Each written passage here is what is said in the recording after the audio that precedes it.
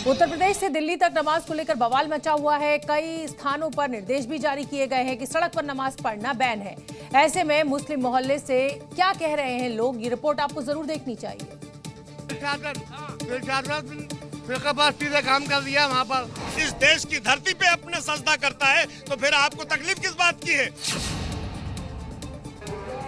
यानी सड़क पर नमाज नहीं पढ़ने का जो आदेश है उसका विरोध मुस्लिम समुदाय कर रहा है। हालांकि कुछ ने इतना जरूर कहा है कि उनके इलाके में अब सड़क पर नमाज नहीं पढ़ी जाती है।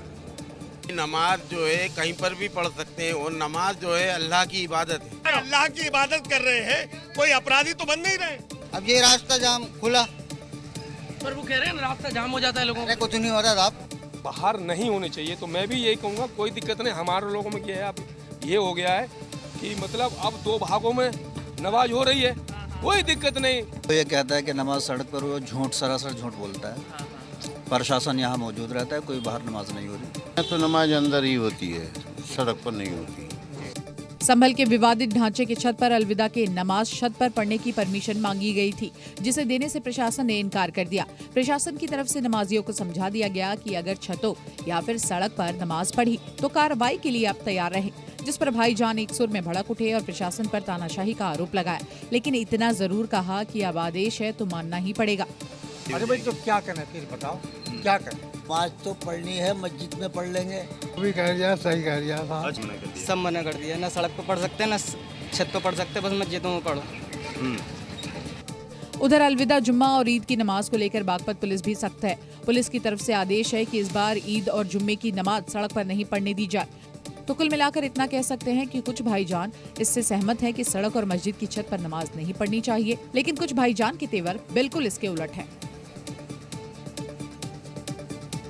देश की राजधानी दिल्ली और उत्तर प्रदेश की तरह अब मध्य प्रदेश में भी नवरात्रि के दौरान मीट शॉप बंद करने की मांग उठ रही है। बीजेपी विधायक ने मुख्यमंत्री मोहन यादव से ये मांग की है कि 9 दिनों तक मीट की दुकानें बंद हो जाएं। अगर 7-8 दिन मांस नहीं खाएंगे तो कौन से धरती पे नहीं रहेंगे। ये है बीजेपी के विधायक रामेश्वर शर्मा, जिन्होंने नवरात्रि पर बड़ी मांग की। दरअसल इस बार चैत्र नवरात्रि की शुरुआत 30 मार्च से हो रही है। सनातनी त्योहार के लिहाज से ये बड़ा मौका है, क्योंकि 9 दिन तक सनातनी मां दुर्गा की पूजा करेंगे। ऐसे में बीजेपी विधायक ने मांग की कि हिंदू मुस्लिम एकता के लिए नवरात्रि पर मीट की दुकानें बंद रखें। अगर 7-8 दिन मांस नहीं खाएंगे तो कौन से धरती पे नहीं रहेंगे। अगर सामाजिक में चाहते हो कि हिंदू मुस्लिम एकता हो तो हिंदुओं के त्योहारों का महत्व को समझो। बीजेपी विधायक की मांग के समर्थन में हिंदुवादी संगठन भी आ चुके हैं और उन्होंने सीएम मोहन यादव को पत्र लिखकर नवरात्रि पर मीट की दुकानें बंद रखने की मांग की। नवरात्रि पर बीजेपी विधायक ने प्रदेश में नॉनवेज बैन की मांग क्या की तो इस पर नया बवाल मच गया। कांग्रेस ने तो यहाँ तक कह दिया कि विधायक जी धर्म नहीं कर्म की बात करें और अगर मीट की दुकानें नवरात्रि पर बंद करनी है तो पहले ऐसे लोगों को सरकार से मुआवजा दिलवाएं।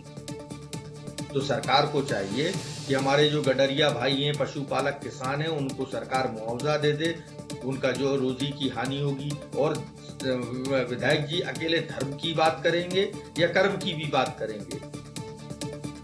एक हिस्सा आबादी का गौ माता की पूजा करता हो, गाय के दूध को अमृत के समान मानता हो, उस देश की सियासत में उसी गौ माता से दुर्गंध वाला बयान अब सामने आया है। बयान अखिलेश यादव की तरफ से दिया गया है, जिसके बाद इस मुद्दे को बीजेपी ने हाथों हाथ लिया और समाजवादी पार्टी के अध्यक्ष ने गौशाला के बहाने योगी आदित्यनाथ पर निशाना साधने की कोशिश की थी। उन्होंने कहा कि बीजेपी के लोग दुर्गंध पसंद करते हैं और इसलिए गौशाला बना रहे हैं। हम सुगंध पसंद करते हैं, इसलिए हम इत्र पार्क बना रहे हैं। ये दुर्गंध पसंद करते हैं इसीलिए गौशाला बना रहे हैं, हम सुगंध पसंद कर रहे थे इसलिए इत्र पार्क बना रहे थे। समाजवादी पार्टी के अध्यक्ष अखिलेश यादव का ये वही बयान है जिसकी गर्माहट 2027 तक रहने वाली है। उन्होंने मुख्यमंत्री योगी के गौ सेवा पर निशाना साधने के चक्कर में उस वर्ग को टारगेट कर दिया जो कि खासकर ग्वाला समाज से आते हैं, जो यूपी में गौ पालन करते हैं। और अब अखिलेश यादव के इसी बयान को लेकर बीजेपी ने बड़ा मुद्दा बना लिया है। दरअसल अखिलेश यादव ने कहा उन्हें गौशालाओं से दुर्गंध आती है, वो सुगंध पसंद करने वाले लोग हैं। दुर्गंध वाली बीजेपी गौशाला बनवा रही है और हम सुगंध वाले इत्र पार्क बनवा रहे थे। अखिलेश यादव बता चुके हैं कि उन्हें क्या पसंद है, लेकिन बीजेपी को अखिलेश यादव का ये बयान बिल्कुल भी पसंद नहीं आया। हिंदुस्तान से रहकर सनातन से आपको दुर्गंध आती, हिंदुस्तान में रहकर गौ माता से आपको दुर्गंध आती, हिंदुस्तान में रहकर साधु संत को आप अगर सांड छुट्टल सांड कहते हो तो हिंदुस्तान में राजनीति बंद कर देनी चाहिए। पार्क बनाने के साथ साथ इत्र का घोटाला भी हो चुका है लेकिन मुझे इतना ही कहना है कि गौशाला बनाने में तो लोग साधुवाद देते हैं। गौशाला में सनातन की आस्था को तलाशो। ऐसे में इस बयान के पीछे अब उस वोट बैंक को भी कुरेदने की कोशिश होगी जो उत्तर प्रदेश में खासकर पशुपालन से जुड़े हैं, जिनकी घर गृहस्थी गाय के दूध से चल रही है। अब इस दुर्गंध से इत्र की कनेक्शन को खंगाला जाएगा, जिसकी खुशबू 2027 के विधानसभा चुनाव में फैलनी भी तय है।